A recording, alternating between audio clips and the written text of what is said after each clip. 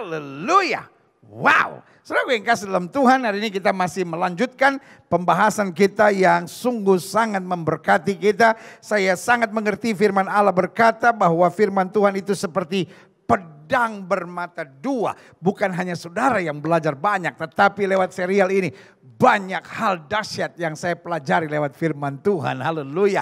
Dan kita sekarang masih melanjutkan pembahasan kita. 33 hal dahsyat tentang salib. Dan kita masuk pada bagian ke-17, berarti sudah 17 minggu kita terus membahas tentang salib. Saya harap saudara betul-betul menempatkan salib pada hati saudara, pada hidup saudara, pada pikiran saudara. Saya mengerti ada orang-orang yang nyinyir.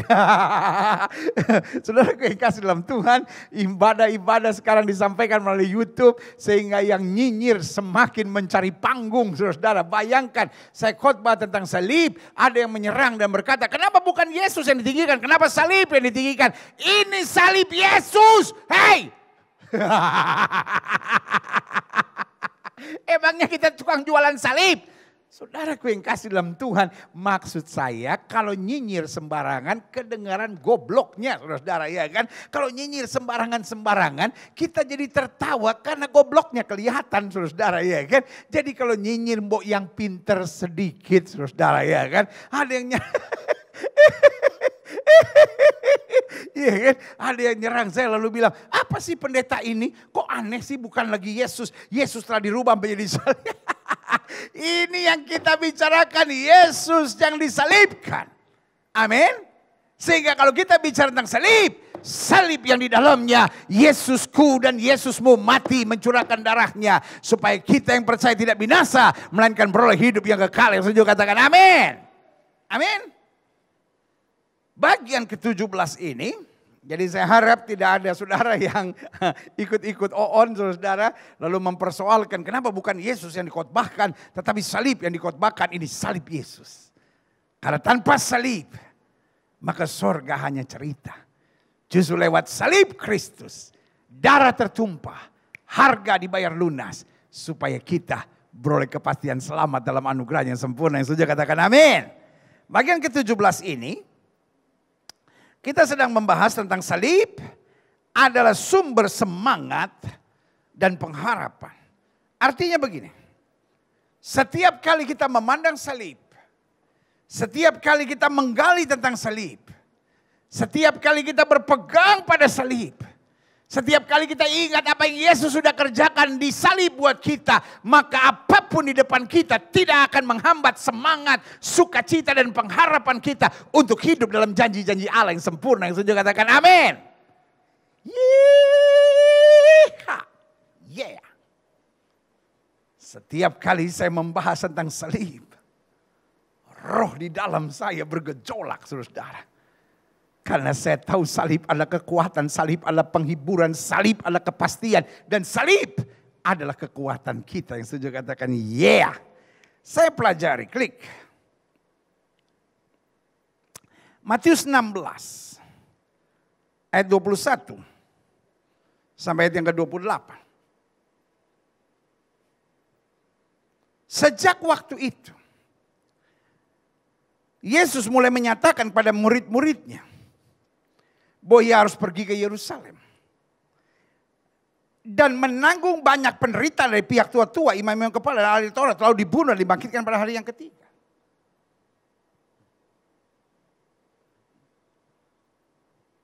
Konsep Mesias buat orang Yahudi adalah menyelamatkan Israel. Tetapi menyelamatkannya secara fisik. Tidakkah saudara ingat apa yang murid-murid tanyakan pada Yesus waktu Yesus mau naik ke surga? Dia bilang, Guru, kapan engkau mau memulihkan kerajaan bagi Israel? Karena konsep Mesias mereka tidak bisa mengerti in a spiritual realm. Dalam jalur roh bahwa dia menjadi raja yang berkuasa di akhir zaman nanti. Bahwa setiap lutut akan bertelut, setiap lidah akan mengaku bahwa Yesus Kristus itu Tuhan. Jadi yang mereka pikirkan adalah kekuasaan kerajaan secara wilayah yuridis. secara wilayah geografis. Sehingga selalu yang mereka pikirkan, kapan Yesus akan memerintah sebagai raja. Nah, saudaraku yang kasih dalam Tuhan, mereka senang lihat Yesus memberi makan 5.000 orang. Laki-laki, belum termasuk wanita dan anak, hanya dengan 5 ketur roti dan 2 ekor ikan. Mereka bangga waktu Yesus bangkitkan orang mati. Wah, iman mereka, inilah Mesias. Mereka bangga. Waktu Petrus tangkap ikan gak dapat apa-apa, dia tarik begitu banyak ikan, datang sampai perahunya hampir tenggelam. Wah, ini adalah Mesias. Tapi kemudian Yesus membawa mereka pada sisi pandangan yang lain. Sejak waktu itu Yesus mulai menyatakan pada murid-muridnya bahwa ia harus pergi ke Yerusalem menanggung banyak penderitaan dari pihak tua-tua, imam-imam kepala dan ahli Taurat, kalau dibunuh dan dimakitkan pada hari yang ketiga. Ini berbeda dengan konsep mereka. Konsep mereka Mesias tidak akan menderita. Jadi waktu mereka mengikut Kristus, saya percaya sudah ada kontroversi di antara orang-orang dekat mereka. Ngapain kamu ikut dia? Hanya anak tukang kayu dari Nazaret. Sebagian berkata, no, I think he is the Messiah. Nggak mungkin, masa Mesias begitu. Jadi sudah mulai ada kontroversi.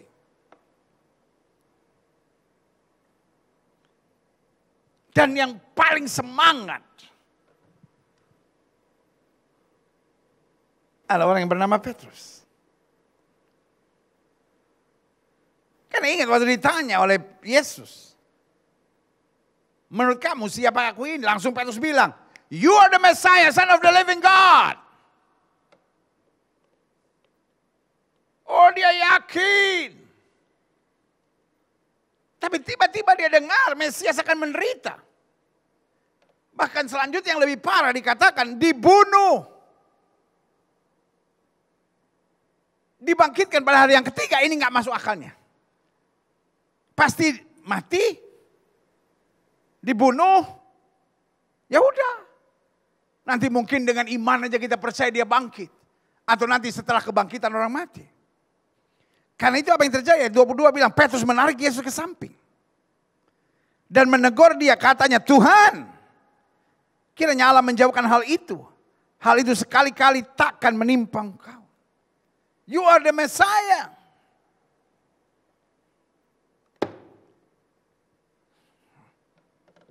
Kalau kita cuma lihat hidup, kita bisa jadi orang seperti Petrus yang bingung, yang stres, yang khawatir. Yang selalu berpikir negatif. Aduh Tuhan, mudah-mudahan ini jangan terjadi. Aduh Tuhan, mudah-mudahan jangan terjadi. Kita lupa when we call him God. Waktu kita memanggil dia Tuhan, kita gak usah atur dia. Kita biarkan dia bertindak karena dia tahu yang terbaik buat kita. Yang setuju katakan, yeah. Kok kita panggil dia Tuhan terus kita mesti atur. Tuhan kenapa suami saya begini. Tuhan kenapa rumah tangga saya begini. Tuhan kenapa COVID. Saudara gue kasih dalam Tuhan, we call him God, right? Saya panggil dia Tuhan. When I call him God, I don't need to worry. Saya nggak perlu khawatir, saya nggak perlu panik, saya nggak perlu bingung. When I call him God, I just put my trust in him. Hallelujah. Yeah. Amin. Coba lanjut. Petrus menarik Yesus ke samping. Dan menegur dia, katanya, Tuhan kiranya Allah menjauhkan hal itu. Hal itu sekali-kali tak akan menimpa engkau. Ayat 23. Wah, luar biasa. I'm proud of my Jesus. Dia Tuhan yang lembut, tapi dia Tuhan yang tegas. Maka Yesus berpaling dan berkata kepada Petrus, hanyalah iblis. Saya nggak bisa bayangkan kalau ini kejadian sama hamba Tuhan sekarang gitu ya. Pengerja atau jemaat, lagi kasih usul, lagi ngomong sesuatu, tiba-tiba gembalanya bilang, hanyalah kau iblis. Langsung masuk ke akun-akun satir yang hari-hari ini makin semarak ya kan. Waduh, ya kan, langsung, wah ini hamba Tuhan kerasukan setan, ini hamba. Saudara gue yang kasih dalam Tuhan. Saya nggak tahu apa yang terjadi. Tapi Yesus bilang apa? Hanyalah iblis. Engkau satu batu sandungan bagiku. Sebab engkau bukan hanya memikirkan apa yang dipikirkan Allah, melainkan apa yang dipikirkan manusia. Lalu Yesus berkata kepada murid-murid, setiap orang yang mau mengikut aku, ia harus menyangkal dirinya, memikul salibnya dan mengikut aku. Berarti pengiringan kita kepada Kristus tidak bisa dipisahkan dari salib. Sama-sama bilang sama saya, pengiringan saya kepada Kristus. Ya, kan kita udah janji mau interaktif, saudara. Iya dong, jangan cuma nonton. Sama-sama bilang sama saya, pengiringan saya kepada Kristus tidak bisa dipisahkan dari salib. Ayo sekali lagi sama-sama bilang sama saya, pengiringan saya pada Kristus tidak pernah bisa dipisahkan dari salib. Karena Yesus bilang barang siapa mau mengikut aku, ia harus menyangkal dirinya, memikul salibnya, dan mengikut aku. Pengiringan saya kepada Kristus belum lengkap kalau saya tidak memahami salib, tidak setia pada salib, tidak memegang salib, dan tidak memikul salib. Amin. Karena memang Alkitab bilang begitu. Barang siapa mau mengikut aku, ya harus menyangkal diri, memikul salibnya, dan mengikut aku. Klik. Karena barang siapa yang mau menyelamatkan nyawanya, barang siapa yang gak ingat salib maksudnya, barang siapa yang cuma pikirkan dirinya, kepentingannya, kenikmatan, kesenangannya, keuntungannya saja, ia akan kehilangan nyawanya. Tapi barang siapa rela kehilangan nyawanya karena aku, artinya apa? Barang siapa yang karena salib memandang korban Kristus, menyadari kasih Kristus yang luar biasa di salib, lalu rela mengorbankan segala-galanya karena Kristus, ia akan memperolehnya. Amin. Makanya saya bilang salib adalah sumber semangat. Makanya saya bilang salib adalah sumber pengharapan. Makanya saya dengan tegas berani berkata salib adalah sumber kekuatan kita. Orang-orang yang mengerti salib, orang-orang yang setia pada salib, orang-orang yang memegang salib, orang-orang yang berani memikul salib, tidak akan cepat putus asa dan tidak akan cepat menyerah. Kenapa banyak orang Kristen cepat putus asa dan cepat menyerah? Karena hanya berpikir tentang berkat. Hanya berpikir tentang mujizat, hanya berpikir tentang jawaban-jawaban doa. Meskipun saya mengerti berkat, mujizat, jawaban doa itu adalah janji Tuhan. Tapi itu bukan segala-galanya buat kita yang harus kita kejar. Itu adalah bonus yang akan menyertai kita, yang harus kita pegang, yang harus kita kejar, yang harus kita imani dalam hidup kita. Justru adalah salib Kristus. Amin. Apa gunanya seorang memperoleh seluruh dunia tapi kehilangan nyawanya? Keselamatan datang dari mana? Dari pengorbanan Kristus di kayu salib. Apa artinya kamu tahu segala-galanya, kamu dapat segala-galanya, tapi kamu tidak memegang salib? Itulah maksud Alkitab. Apa gunanya seorang memperoleh seluruh dunia tapi kehilangan nyawanya? Dan apakah yang dapat diberikannya sebagai ganti apa? Nyawanya. Artinya kalau dia kebuang ke neraka, dia binasa dalam penghukuman Tuhan. Apa yang dapat menjadi ganti nyawanya? Selanjutnya klik. Sebab anak manusia yang pernah disalibkan itu, yang sudah bayar seluruh harganya buat dosa kita, akan datang dalam kemuliaan Bapaknya.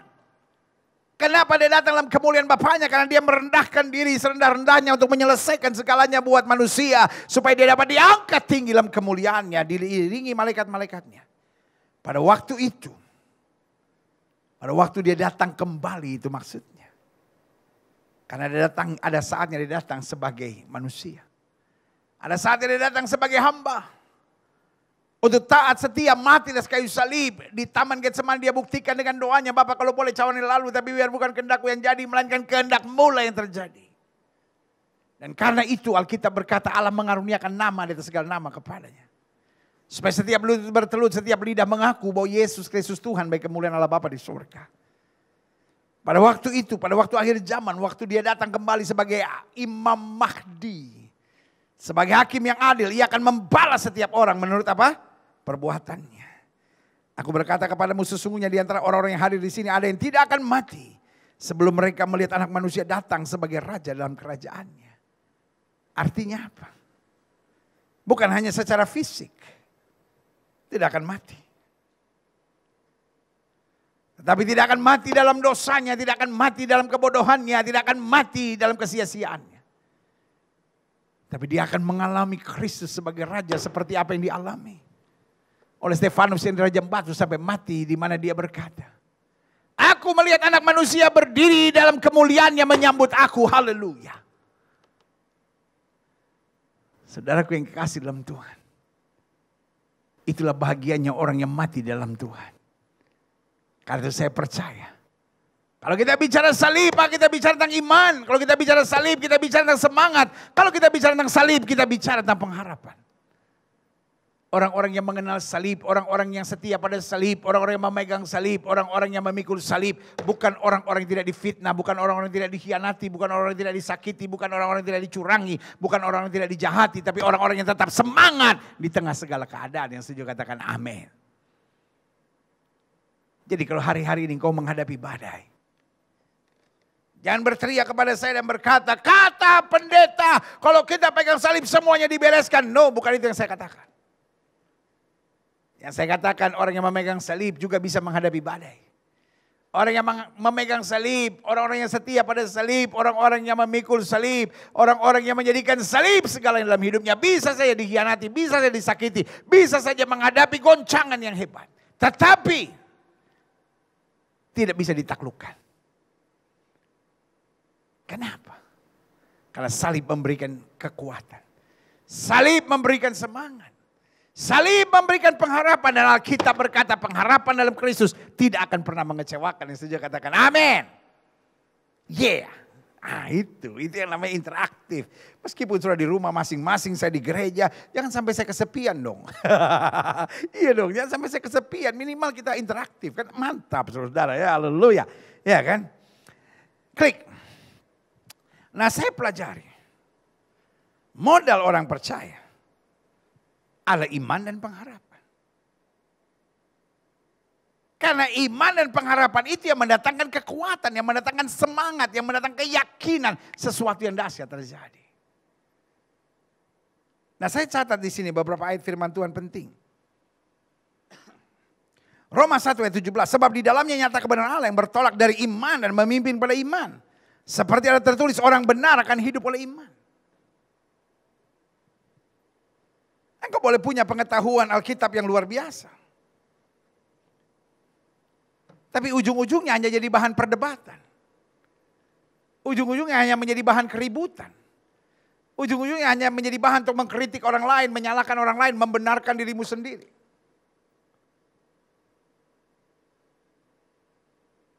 Tapi yang Tuhan mau adalah orang benar hidup dalam iman. Dan iman timbul dari apa? Dari pendengaran. Pendengaran firman Tuhan. Jadi bukan sekedar dengan pengetahuan. Tapi bagaimana kita mengenal iman dan berkata, aku tahu pada siapa, aku percaya, aku yakin dia berkuasa.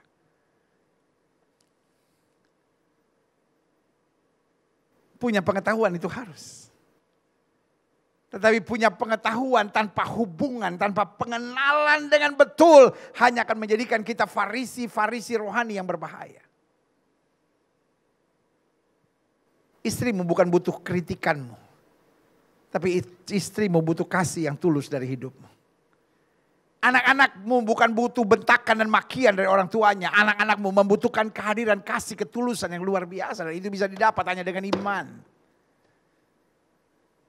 Suamimu bukan butuh istri yang terus cerewet dan berpikir, ya tapi kan habis dia kalau gak dikasih tahu pendeta gimana dong, ini kan cara saya mengasih tahu. Ada banyak istri-istri sudah menjadi mamanya. Maksudnya pendeta? Iya ada banyak istri-istri udah bukan jadi istrinya. Engkau memperlakukan suamimu sama seperti anakmu. Ya tapi kan, hei, engkau penolong bukan penggonggong atuh. Iya kan? Orang benar akan hidup oleh iman. Thank God for knowledge. Terima kasih Tuhan buat pengenalan dan pengetahuan. Tapi knowledge tanpa relation. Apa itu iman? Iman adalah pengetahuan yang dihubungkan dengan pengalaman. Waktu saya punya pengetahuan lalu saya alami. Waktu saya punya pengalaman lalu saya tahu, saya gali, saya dekat sama Tuhan. Disitulah bangkit iman. Makanya iman timbul dari pendengaran dan pendengar akan firman Kristus. Ada banyak orang berkata, saya kok udah dengar firman tapi tetap khawatir ya. Saya kok udah dengar firman tapi tetap gampang emosi. Saya sudah dengar firman tapi tetap masih jatuh bangun dalam dosa. Saya kok sudah dengar firman tetapi kenyataannya saya menjadi orang yang gampang kecil hati, gampang kecewa, gampang putus asa. Apakah firman Tuhan salah? No, bukan firman Tuhan yang salah. Pemahaman kitanya yang keliru. Kita pikir dengar firman Tuhan langsung timbul iman. No. Karena pengetahuan yang dibarengi dengan pengalaman akan menjadikan iman dalam kehidupan kita. Pengetahuan tanpa pengalaman bukannya jadi iman, tetapi justru menjadi modal kritik kita untuk menyerang sana, menyerang sini. Tetapi pengalaman tanpa pengetahuan dapat mengarahkan kita pada kesesatan, hati-hati. Ada banyak orang, saya yang penting pengalaman dengan Tuhan, yang penting pengalaman dengan Tuhan. Baca Alkitab, nggak penting. Pokoknya Tuhan akan berbicara secara khusus pada saya, ini bahaya. Makanya selalu saya bilang harus seimbang. Pengetahuan tanpa pengalaman akan menjadikan kita Farisi. Tapi pengalaman tanpa pengetahuan dapat mengarahkan kita pada kesesatan. Tapi pengetahuan yang dibarengi dengan pengalaman menuntun kita pada iman untuk melangkah pada perkara-perkara dasar dan luar biasa. Setuju, katakan amin. Yang kedua, 1 Yohanes 5 ayat 4. Sebab semua yang lahir dari Allah mengalahkan dunia. Dan ini kemenangan yang mengalahkan dunia, iman kita. Amin. Semua yang lahir dari Allah mengalahkan dunia. Dan kemenangan yang mengalahkan dunia, iman kita. Karena iman bukan lahir dari pengetahuan kita. Iman bukan lahir dari kekuatan kita. Tapi iman lahir dari Allah. Kenapa? Karena iman adalah hasil pengetahuan kita tentang firman. Lalu kita jalani dalam pengalaman kesehari-harian. Dan itu membuat kita melekat pada Kristus. Dan Kristus yang menuntun kita pada kemuliaannya. Amin. Saya percaya. Hidup Kristen modalnya bukan sekedar kemampuan, kekuatan, kehebatan. Mungkin saudara berkata, ya saya orang biasa pendeta. Saya banyak kelemahan, saya suka jatuh bangun dalam dosa. Saya masih punya banyak kekurangan dalam hidup saya. It's okay. Sejauh saudara punya iman. Dan sejauh saudara punya pengharapan. Iman itu artinya. Saya rela menaklukkan daging dengan segala keinginannya. Supaya sekarang aku hidup, tapi bukan lagi aku hidup. Tapi iman di dalam aku akan membimbing aku dari kemenangan pas pada kemenangan. Untuk masuk dalam kemuliaan yang sempurna. Haleluya. Yang ketiga. Jadi ingat ya, yang pertama orang benar akan hidup oleh iman. Yang kedua adalah kemenangan yang mengalahkan dunia ini, yaitu iman kita. Karena kalau kita berjalan dengan logika, kita berjalan dengan perhitungan-hitungan logika, matematika, maka yang ada adalah kebimbangan dan kegoncangan. Tapi kalau kita hidup dalam iman, iman yang membawa kita pada kemuliaan Tuhan. Haleluya. Yang ketiga.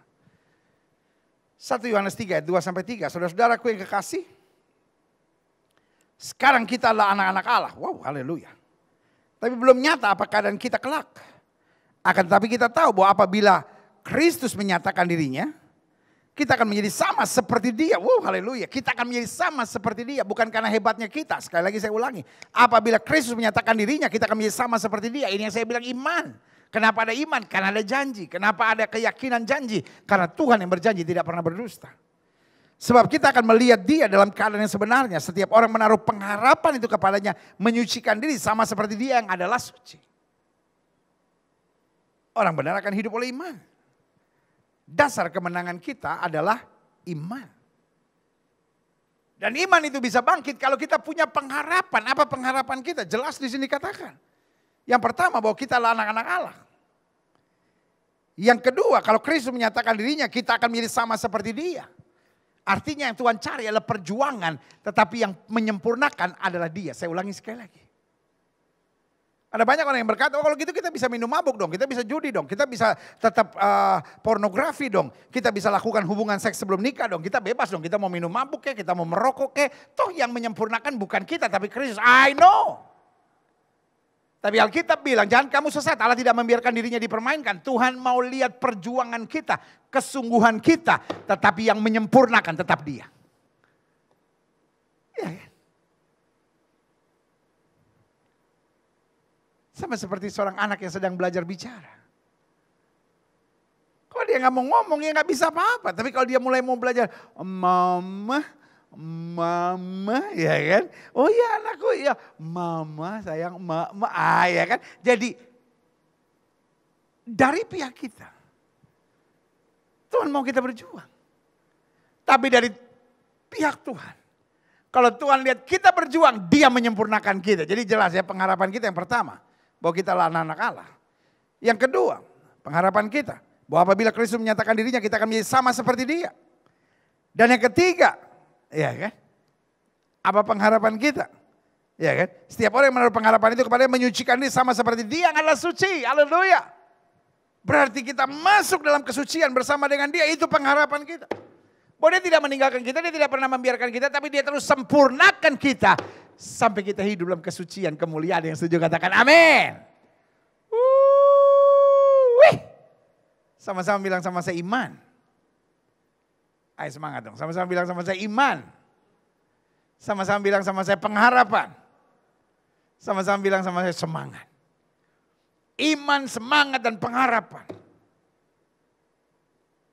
akan berkobar, akan bernyala, akan terus menggelora waktu kita memandang salib.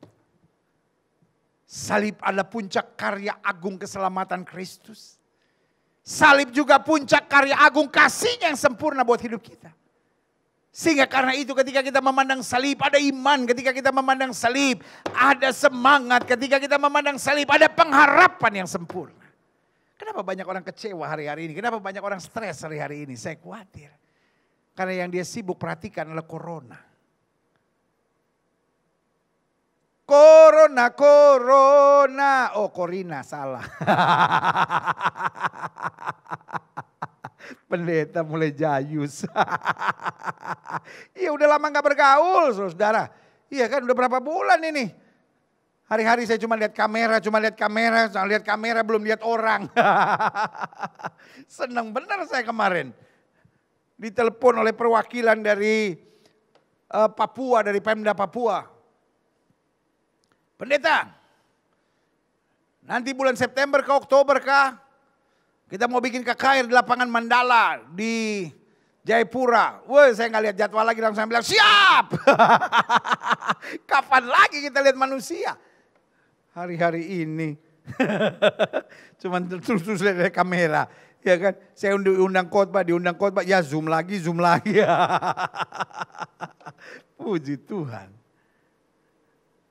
Haleluya. Bahkan kita kemarin ada rembuk nasional, saudara, ya kan. Hari Kamis kemarin, 20 Agustus 2020. Kita ada rembuk nasional, Departemen PI. Kumpul semua dari berbagai negara, saudara. Iya kan, tapi orang-orang Indonesia di berbagai negara. Untuk membangkitkan kembali, mengobarkan kembali semangat pekabaran Injil. Karena saya percaya betul ini waktunya untuk setiap orang percaya menjadi pekabar-pekabar Injil untuk memuliakan nama Kristus. Kalau tangan kanan sudah di dada sama-sama bilang saya siap untuk mengabarkan Injil. Amin. Jadi kita lihat ya. Kenapa banyak orang kehilangan semangat, kehilangan pengharapan? Karena dia cuma lihat sakitnya hatinya.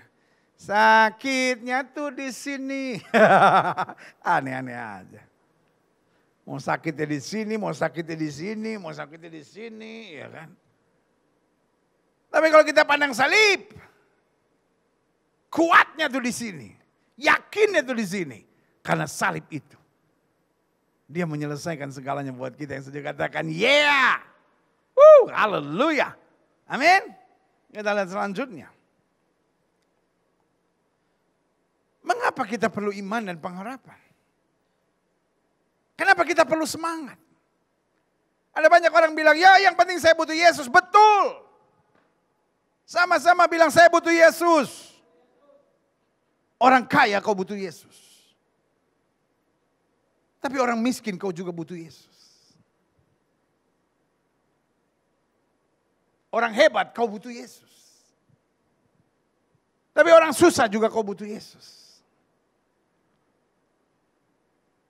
Bahkan saya berani katakan, engkau yang selama ini menghujat Kristus, engkau pun butuh Kristus. Sebab Yesus dengan tegas berkata, akulah jalan kebenaran dan hidup. Tidak ada seorang pun yang sampai kepada Bapa jika tidak melalui aku. Engkau boleh menghina Kristus. Engkau boleh menghina kekristenan, engkau boleh menghancurkan gereja, engkau boleh menyerang dan engkau boleh berkata, I'm an atheist, I don't care about religion. Tapi hari ini saya mau bilang siapapun saudara, engkau butuh Kristus, engkau butuh Yesus. Sebab tanpa Yesus tidak ada seorang pun sampai kepada Bapa. Tanpa Yesus tidak ada seorang pun dapat diselamatkan. Tanpa Yesus tidak ada seorang pun dapat menerima pengampunan dosa. Tanpa Kristus kau bisa jadi orang kaya, tapi gak bisa masuk surga. Tanpa Kristus kau bisa beli rumah. Tanpa Kristus engkau bisa duduk di jabatan-jabatan yang tertinggi. Tapi izinkan saya mengingatkan bahwa saudara, tanpa Kristus kau tidak akan pernah bisa diselamatkan. Tanpa Kristus kau tidak mungkin akan dapat menjadi warga kerajaan sorga. Tanpa Kristus engkau tidak akan pernah bisa menjadi anak-anak Allah dalam kasih karunia yang sempurna. Berarti jelas mengapa kita perlu iman dan pengharapan. Ada banyak orang berkata, ya tapi kan kita, yang penting Kristus, amin. Sudah saya jelaskan, kita perlu Yesus. Tetapi Yesus yang mati dan bangkit buat saya, kalau saya tidak punya iman, kalau saya tidak punya semangat, kalau saya tidak punya pengharapan, saya pun gak akan mendapat apa-apa. Itu sebabnya banyak orang berkata, saya kan udah pergi ke gereja. Tapi kau buktinya saya tidak tertolong. Saya kan sudah percaya Yesus. Tapi kau buktinya saya diceraikan suami. Saya kan sudah percaya Yesus. Kok bisa anak-anak saya pakai narkoba? Betul. Meskipun percaya kepada Yesus itu sesuatu yang sangat penting. Tapi kadang-kala meskipun saya sudah percaya Yesus, things change in my life. Ada banyak hal yang berubah. Terjadi hal-hal yang menyakitkan, yang aneh-aneh terjadi dalam hidup saya. Pertanyaannya, saya masih punya iman enggak? Saya masih punya semangat enggak? Saya masih punya pengharapan enggak? Kalau saya punya iman, saya punya semangat, saya punya pengharapan, saya akan berdiri tegak dan berkata, sekarang aku tahu bahwa Tuhan memberi kemenangan kepada orang diurapinya. Betul hari ini saya menghadapi badai, betul hari ini saya menghadapi angin ribut, betul saya menghadapi masa-masa yang sukar. Tapi harinya akan tiba, roh Kristus alam hidup saya, roh yang membangkitkan Kristus dari antara orang mati di dalam saya. Itu yang akan memberikan kemenangan yang dahsyat dan luar biasa. Yang setuju katakan amin. Yeah. Sama-sama bilang, saya pasti menang. Mengapa kita perlu iman? Mengapa kita perlu semangat? Mengapa kita perlu pengharapan? Yang pertama saya pelajari. Karena iman, semangat dan pengharapan menjadikan hidup kita berada di dimensi yang berbeda dengan dunia. Kita ada di dunia kata Alkitab, tapi kita tidak hidup secara orang-orang dunia. Dimensi kita berbeda. Dimensi kita adalah dimensi ketaatan pada kuasa Tuhan. Dimensi kita adalah ketaatan pada bimbingan dan tuntunan Roh Kudus. Itu yang saya bilang dimensi yang berbeda. Makanya Paulus bilang aku hidup tapi bukan lagi aku yang hidup. Tapi Kristus yang hidup, Kristus yang ambil alih. Makanya orang tidak bisa mengerti bagaimana bisa seorang tampar pipi kiri kasih juga pipi kanan. Iya kan? Berdoalah bagi orang yang menganiaya kamu. Ucapkan berkat bagi orang yang mengutuk kamu. Banyak orang gak bisa mengerti. Tapi itu yang saya bilang dimensi yang berbeda. Bagaimana bisa suami saya menyakiti hati saya lalu saya tetap mendoakan dia. Bagaimana suami saya sudah berselingkuh, saya gak boleh bercerai. Saya tetap harus mempertahankan rumah tangga dan mendoakan supaya pemulihan terjadi. Saya gak bisa. Maksud saya istri saya sudah berzina. Pendeta lebih baik saya ceraikan saja. Saudaraku yang kasih dalam Tuhan. Kita hidup pada dimensi yang berbeda. Dunia gak bisa mengerti bagaimana Allahnya orang Kristen benci perceraian. Dunia gak bisa mengerti, dunia akan mempersoalkan dan bertanya. Hidup Kristen berat ya. Harus mengampuni, harus setia, harus hidup kudus. Tapi kita hidup pada dimensi yang berbeda. Karena ada kuasa Roh Kudus, ada pasukan malaikat Tuhan yang menjaga. Ada kemuliaan Tuhan di dalam diri kita. Sehingga anak-anak Tuhan, waktu dia pacaran, dia tetap menjaga hidup dalam kekudusan. Waktu dia jadi pejabat, dia tidak korupsi. Waktu dia menghadapi tekanan, dia tetap memberkati dan bersyukur kepada Tuhan. Waktu segala sesuatu diambil daripadanya, dia tidak marah, dia tidak tersinggung, dia tidak kecewa, dia tidak dendam. Tapi dia berkata, Tuhan yang memberi, Tuhan yang mengambil, terpujilah nama Tuhan. Sama-sama bilang sama saya, dimensi yang berbeda. Yang kedua, mengapa orang percaya harus hidup dengan iman, semangat, dan pengharapan? Karena iman, semangat, dan pengharapan menjadikan hidup kita berada di dimensi yang berbeda dengan dunia. Yang kedua, karena iman, semangat, dan pengharapan mendorong kita untuk selalu berjalan dengan confidence dan optimis. Orang yang punya iman, orang yang punya semangat, orang yang memiliki pengharapan, bukan berarti tidak pernah difitnah. Bukan berarti tidak pernah puyeng. Bukan berarti tidak pernah menghadapi badai bertubi-tubi dalam hidupnya. Tapi yang pasti dia punya confidence. Aku tahu kepada siapa aku percaya, aku yakin dia berkuasa.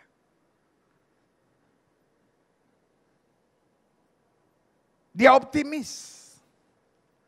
Manusia boleh mereka-rekakan yang jahat, Allahku mereka-rekakan untuk kebaikan. Wow, luar biasa. Esther bilang, umumkan doa puasa.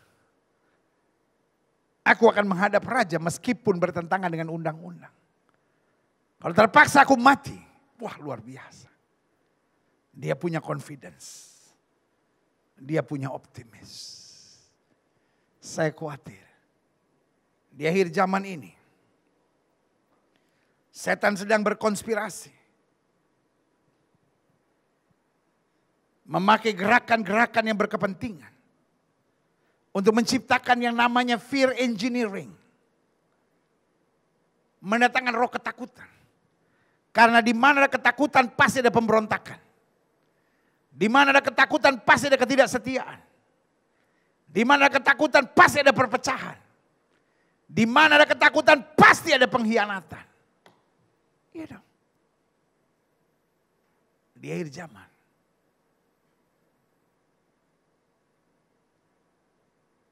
Dunia akan bermain dengan konspirasi yang namanya fear engineering. Ketakutan mau ditebar di mana-mana. Tapi Alkitab saya bilang umat yang mengenal Allahnya akan tetap kuat dan bertindak. Saya mengerti COVID-19 is something serious.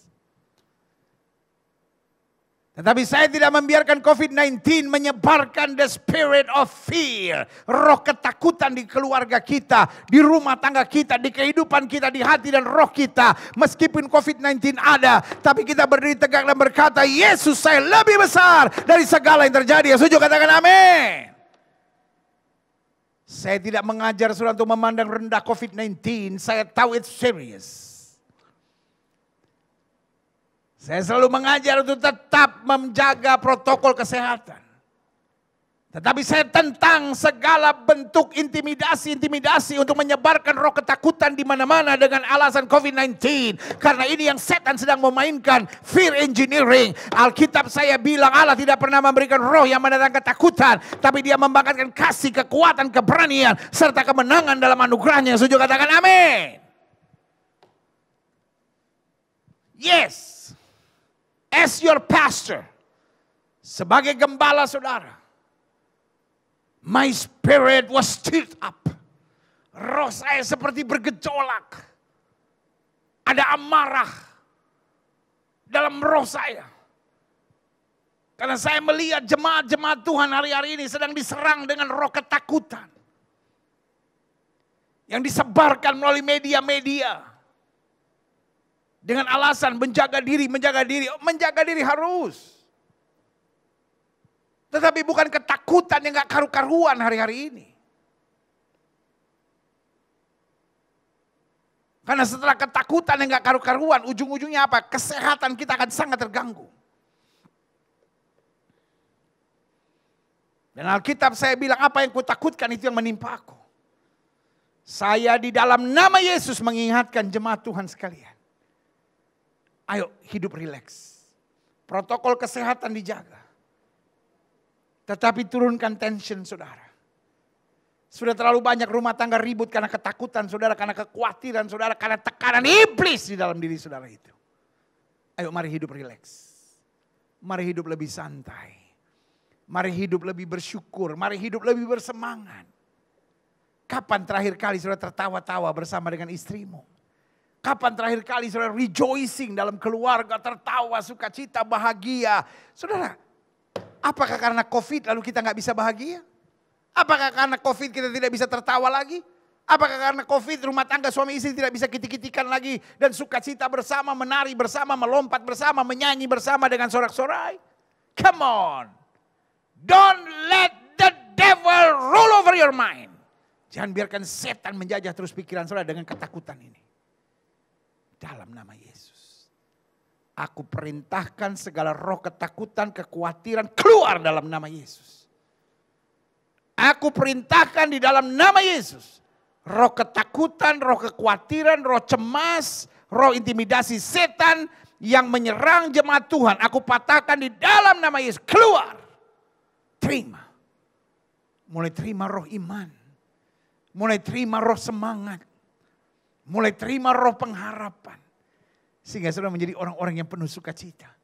Karena dengan iman kita tahu Yesus yang sudah mati di kayu salib menyelesaikan segalanya buat saya. Dengan semangat kita tahu orang yang berharap kepada Tuhan tidak pernah dipermalukannya. Dengan berpengharapan kita tahu pengharapan dalam Kristus tidak pernah mengecewakan. Yang sudah katakan amin. Saudara mau kritik saya silahkan. Saudara mau tetap hidup dalam khawatir silahkan. Saudara mau tetap hidup dalam ketertekanan, ketakutan saudara silahkan. Tapi ini yang saya bilang bukan itu yang Kristus kehendaki. Karena yang Kristus kehendaki adalah semangat, sukacita, kemenangan. Karena Allah menjadikan kita lebih daripada orang-orang yang menang. Yang saja katakan amin. Selanjutnya. Mengapa Tuhan mau kita beriman, bersemangat dan berpengharapan? Karena iman dan pengharapan menuntun kita pada kehidupan yang merdeka dari segala belenggu. Iblis mulai dengan ketakutan.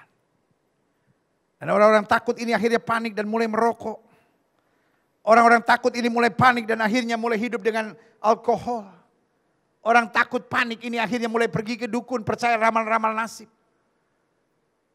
Orang takut dan khawatir ini akhirnya mulai terbelenggu dan akhirnya mulai coba dengan drugs dan obat-obat terlarang.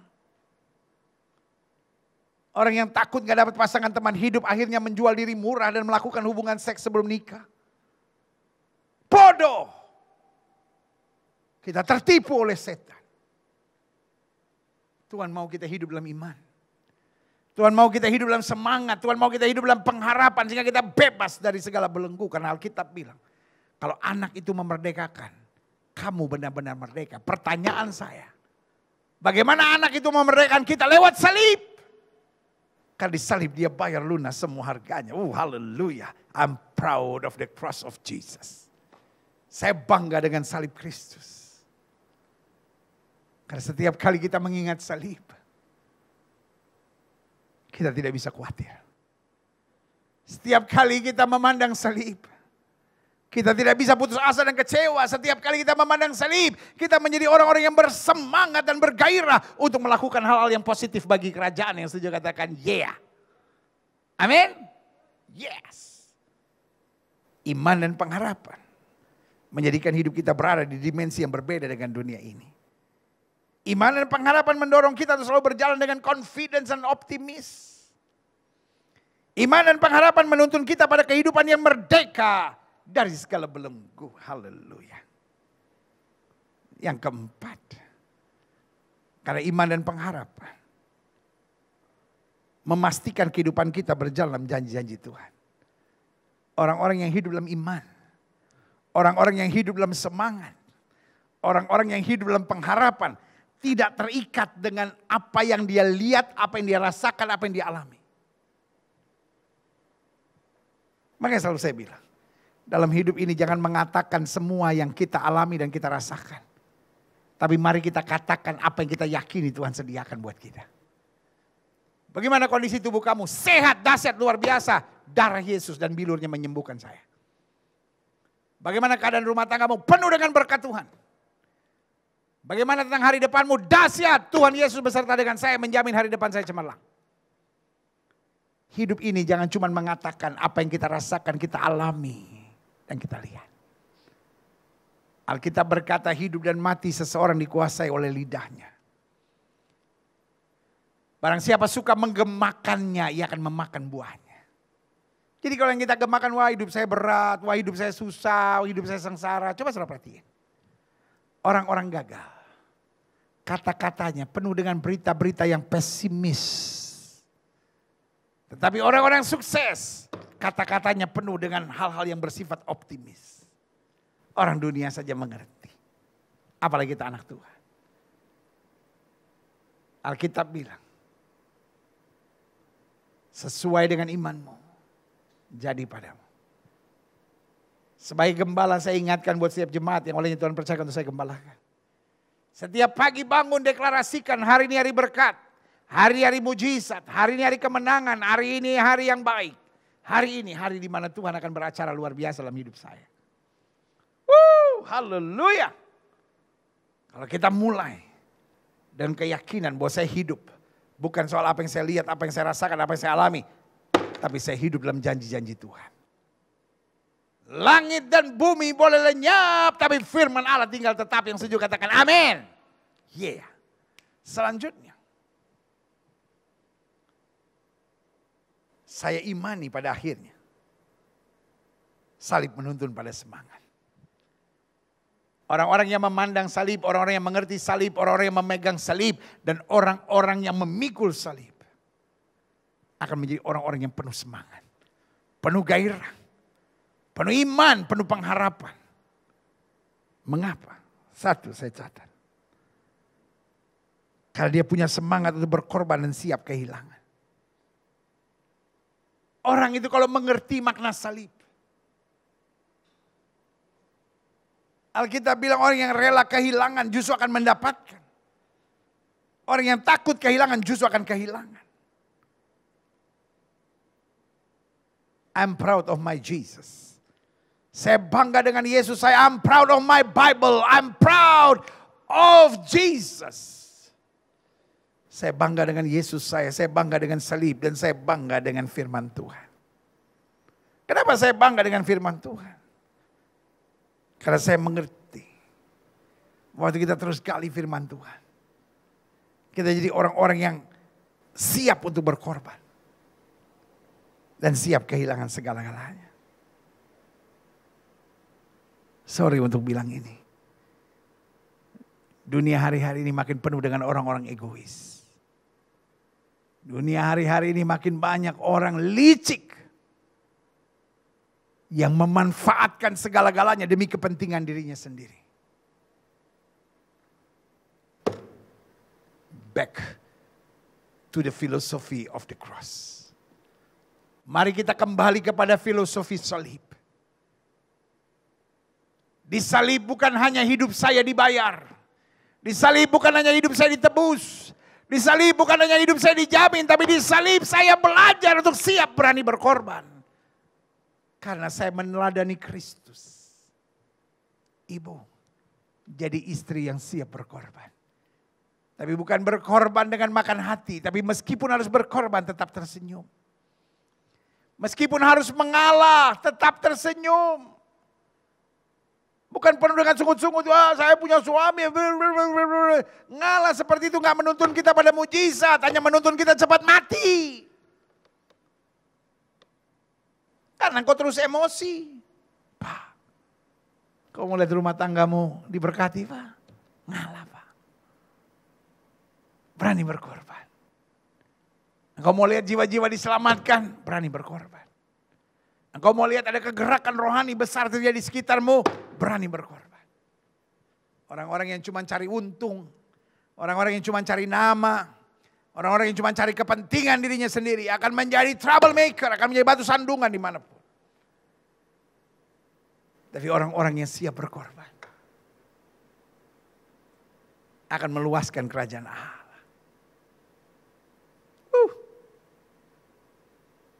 Salib mendatangkan iman, pengharapan, bahkan semangat. Semangat untuk apa? Semangat untuk berkorban. Dan siap kehilangan. Ayub kehilangan segala-galanya, dia bilang Tuhan yang memberi, Tuhan yang mengambil, terpujilah nama Tuhan. Masalah di dunia hari-hari ini adalah orang-orang yang post power syndrome. Coba saudara perhatiin. Banyak serangan-serangan terhadap pemerintah. Saya bukan berkata pemerintah tidak boleh dikritik. Saya percaya pemerintah bukan hanya boleh tapi juga harus dikritik. Tetapi pemerintah harus menerima kritik-kritik dari orang-orang yang memang mau berbuat sesuatu. Memang mau melihat sesuatu yang baik buat bangsa ini. Tapi apa itu? Itu bukan kritik. Ada banyak orang bukan mengucapkan kritik tapi kutuk buat bangsa ini. Dan itu penjahat saya menyebutnya. Saya tidak terima sebagai pendeta. Yang lahir di bangsa ini, dibesarkan di bangsa ini, berbuat sesuatu, bekerja keras untuk bangsa ini. Tetap mendoakan bangsa ini. Tiba-tiba ada orang dengan hati busuk berkata, Indonesia seperti kapal besar yang karam. Saya menyebut kau penjahat. Itu bukan kritik. Itu kutuk yang berbahaya. Tetapi kami dalam nama Yesus mematahkan setiap kutuk-kutuk jahanam seperti itu. Saya percaya Indonesia adalah kapal besar yang sedang berlayar dan penuh dengan kegemilangan di masa depan. Yang setuju sama saya katakan amin. Indonesia bukan kapal besar yang karam. Indonesia kapal besar yang sedang berlayar dalam kegemilangan. Menimbulkan banyak iri hati. Khususnya dari orang-orang yang hari-hari ini saya menyebut terkena sindroma yang bernama post power syndrome. Kenapa? Tidak siap kehilangan. Harusnya senior-senior mendorong, mendoakan. Engkau mengkritik sekarang karena sudah tidak ada jabatan. Tapi waktu engkau ada jabatan, kemana aja?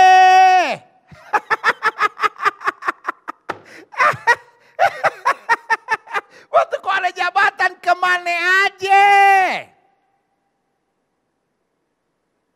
Biasanya kritik yang tulus. Justru sudah dapat dari mana? Dari para mahasiswa. Yang masih punya idealis tinggi.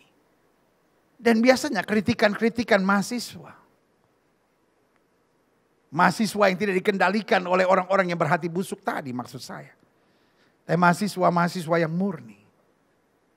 Ini suaranya luar biasa saudara-saudara. Saya pelajari bangsa ini sejarahnya. Dari mulai kebangkitan nasional. Justru orang-orang muda yang punya hati tulus. Tapi kalau kritik dari orang yang pernah berkuasa, waktu dia berkuasa kemana aja.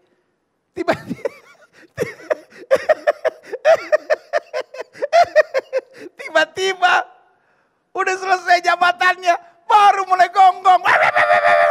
Indonesia kapal besar yang karam. Dalam nama Yesus. Buka mata baik-baik. Indonesia bukan kapal besar yang karam. Indonesia kapal besar yang sedang berlayar luar biasa. Kalaupun hari-hari ini kelihatannya slow down. Itu sedang berlabuh. Untuk isi bensin. Untuk loading makanan-makanan lagi. Untuk loading persiapan-persiapan lagi. Untuk berlayar menuju hari depan yang penuh kegemilangan. Yang setuju sama saya katakan Indonesia merdeka. Haleluya. Yeah. Haleluya. Thank God I'm not a politician. Saya bersyukur kepada Tuhan saya bukan politisi. Saya pendeta. Sebagai pendeta tugas saya menyuarakan suara kebenaran. Sebagai pendeta saya harus meluruskan apa yang tidak lurus. Dan saya tidak mau tahu apapun. Karena saya bukan politisi. Politisi ada untuk menyenangkan hati semua orang. Tapi saya pendeta harus memberitahukan kebenaran. Dan karena umat yang Tuhan percayakan untuk saya gembalakan. Saya harus pagari dengan kebenaran. Sehingga saya harus menyatakan apa yang benar adalah benar, apa yang salah adalah salah. Dan saya tidak perlu takut dengan siapapun dan apapun. Karena buat saya, hidup yang sebenarnya dalam Kristus adalah hidup yang siap berkorban. Bahkan siap kehilangan segala-galanya. Kenapa banyak orang terkena sindroma bernama post power syndrome? Karena tidak siap kehilangan. Dulu dia jabatan dihormati. Dia punya kedudukan, wah dihormati. Dan saya hanya mau ingatkan. Buat para senior-senior. Yang masa jabatannya sudah lewat. Ini masa bagimu sebagai orang yang sudah lebih senior. 1, membawa damai. 2, mempersatukan. 3, mendoakan. 4, mendorong pada hal-hal yang positif. Bukan justru mengadu domba dan melempar api. Berapa lama lagi kita hidup? Kenapa kita tidak berbuat baik? Membawa damai. Bukan justru mengadu domba, memanas-manasi dengan alasan-alasan yang, aduh itu alasan-alasan yang udah basi lah. Oh ini demi ini, oh demi ini, demi ini. Kan kau pernah berkuasa, kemana aja? Kemana aja? Ya kan? Kok sekarang justru waktu udah gak berkuasa, kemana aja? Waktu berkuasa ikut arus juga, hello. Lanjut ya kan? Saya ulangi sekali lagi ya. Salib menuntut pada semangat. Semangat untuk berkorban. Dan siap kehilangan. Izinkan saya sebagai gembala mengingatkan buat saudara-saudara yang saya sayang dalam kasih Tuhan. Kalau saudara kehilangan sesuatu, percayalah Tuhan sedang membawa saudara pada langkah-langkah kehidupan yang lebih maju dalam terang anugerahnya. Haleluya. Yang kedua, saling menuntut pada semangat. Semangat untuk memikirkan yang dipikirkan Allah. Petrus ditegur, hanyalah engkau iblis. Engkau hanya memikirkan apa yang dipikirkan oleh manusia. Paulus bilang, kami memiliki pikiran Allah. Apa artinya pikiran Allah? Kalau ada yang lemah, bukan diserang. Kalau ada yang lemah, dibantu. Kalau ada yang salah, bukan didemo. Kalau ada yang salah, didekati. Diarahkan pada hal-hal yang positif. Saudaraku, berteriak, memaki, berteriak, menjatuhkan, berteriak dan menghakimi, semua orang bisa. Anjing aja bisa kok. Iya, anjing kalau lihat sesuatu yang menakutkan di depan langsung.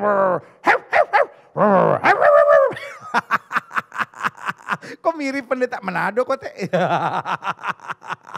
Dolong DP Magda, dolong. Itu. Kalau cuma sekedar menggonggong, menyerang, anjing aja bisa. Beda dengan Yesus. Yang berkata, mari kamu yang letih lesu dan berbeban berat, aku beri kelegaan kepadamu. Kita butuhkan suami-suami yang memiliki pikiran Kristus. Kita butuhkan istri-istri, kita butuhkan mertua-mertua, kita butuhkan para pejabat di bangsa ini yang memiliki pikiran Kristus. Pikiran Allah. Yang bukan hanya memikirkan dirinya, kepentingan, keuntungannya, kenikmatannya, tapi bagaimana berbuat sesuatu untuk sesuatu yang positif dan membangun. Karena kalau kita punya pikiran Allah, kita gak mudah mengeluh dan bersungut. Kita gak mudah kecewa dan putus asa, tapi dimanapun kita berjuang.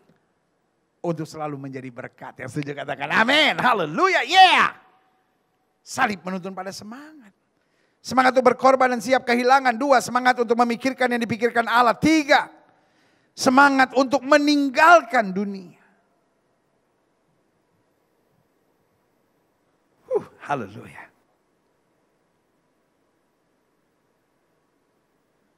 Ada banyak orang mungkin sudah meninggalkan dunia. Tapi dunia belum meninggalkan dia. Itu yang saya pelajari terjadi dengan bangsa Israel. Bangsa Israel memang sudah keluar dari Mesir. Tapi Mesir belum keluar dari dalam hidupnya. Sehingga setiap kali ada masalah selalu mereka bilang, lebih baik kami ke Mesir, lebih baik kami ke Mesir, lebih baik kami ke Mesir. Ada banyak orang Kristen sudah meninggalkan dosa. Tapi dosa belum meninggalkan dia sehingga dia masih kompromi, dia masih menghalalkan segala cara. Dan dia masih tidak berani tegas berkata tidak pada dosa. Salib memberikan semangat buat kita. Betul saya mengerti. Dunia kadang-kala nikmat. Dunia kadang-kala menyenangkan.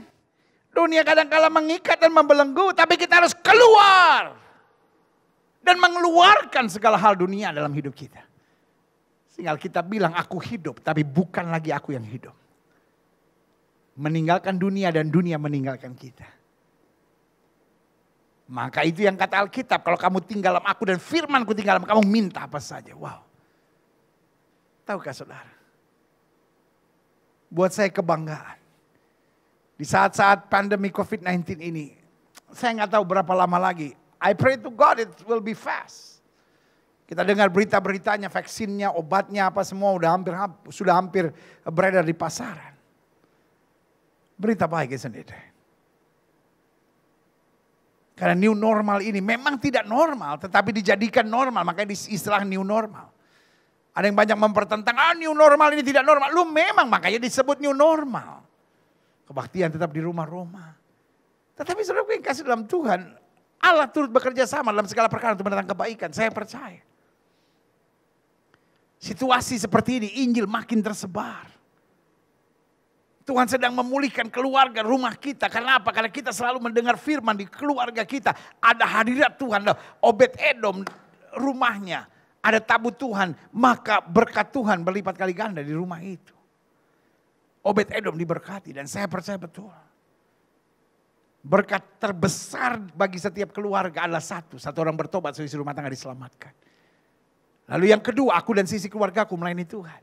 Dan yang ketiga, keluargaku adalah sorgaku, rumahku adalah istanaku. Haleluya. Puji Tuhan. Mari kita biarkan dunia meninggalkan kita dan kita meninggalkan dunia. Dan yang keempat, yang terakhir, saya undang pemain musik maju ke depan. Salib menuntun pada semangat. Semangat untuk berkorban. Mungkin hari-hari ini kau harus berkorban. Mungkin karena iman, karena Kristus, karena kebenaran kau harus kehilangan sesuatu. Gak apa-apa. Kita masih tetap pegang sumbernya. Haleluya. Salib menuntut pada semangat. Semangat untuk memikirkan yang dipikirkan Allah. Karena kalau kita hanya pikirkan apa yang dipikirkan oleh manusia, maka kita akan jadi orang yang tetap duniawi dalam hidup ini. Yang ketiga, semangat untuk meninggalkan dunia dan mengizinkan dunia meninggalkan kita. Dan yang keempat, salib menuntut pada semangat. Semangat untuk hidup dengan nilai-nilai kerajaan Allah. Karena lewat darah yang tercurah di atas kayu salib, dia bayar kita. Dia tebus kita. Dari orang berdosa menjadi warga kerajaan. Sama-sama bilang saya bukan orang berdosa lagi. Ngomong kok gak yakin. Sama-sama bilang saya bukan orang berdosa lagi. Sama-sama bilang saya bukan orang berdosa lagi. Saya warga kerajaan surga. Karena kita warga kerajaan surga. Biarlah nilai-nilai kita. Nilai-nilai warga kerajaan. Dimensinya sangat berbeda. Orang boleh mengutuk kita. Kita tetap memberkati. Orang boleh mencurangi kita. Kita tetap jujur dan benar. Orang boleh mereka-rekakan yang jahat. Kita tetap mengucapkan berkat. Orang boleh penuh dengan kebohongan, kepalsuan. Kita tetap hidup dalam kejujuran dan kebenaran. Nilai kita berbeda. Karena kita hidup bukan sekedar untuk menjadi orang baik. Tapi kita hidup untuk memuliakan Kristus. Kita hidup untuk jadi saksi Tuhan. Makanya Daud bilang, dulu aku muda, sekarang aku menjadi tua. Tidak pernah aku lihat anak cucu orang benar meminta-minta roti.